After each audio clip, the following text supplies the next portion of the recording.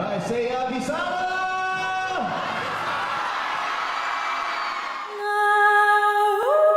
Asnamon Voyanazar, tila bumukas ang lagusan sa pagitan ng Encantadia at mundo ng mga tao. Buong puwersang sinalubong ng Encantadix ang pagdating ng mga taga-Encantadia.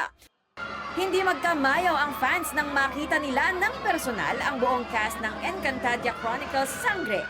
Kumpleto ang bagong henerasyon ng mga sangre na ginagampanan ni na Bianca Umali, Faith Da Silva, Kelvin Miranda at Angel Garden.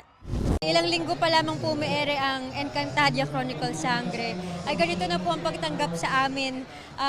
Kahit na hindi pa po kami magkakasama apat na umiere ngayon, excited po kami na mas makita pa po nila kung ano pa yung mga susunod na mangyayari. Kasing lamig man ang puso ni Kera Mitena ang panahon ngayon. Kasing init naman ang pagtanggap nyo ang mga Hatorian. Kaya maraming salamat po sa inyong lahat.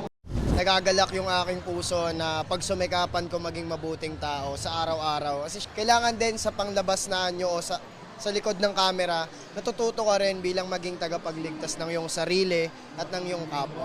Wala na sigurong masasaya pa na makapagpasaya at makapag-inspire ng mga bata. Especially ako, lumaki din ako na napapanood ko yung Encantadia. Full experience sa mundo ng Encantadia ang hatid nitong mall activity. Bukod kasi sa tsansang makausap at makita ang mga sangre at iba pang cast ng serye, ay maaari ring bisitahin ang Hatoria, Sapiro, Lireo at Adamya. Athena Imperial updated sa Showbiz Happenings.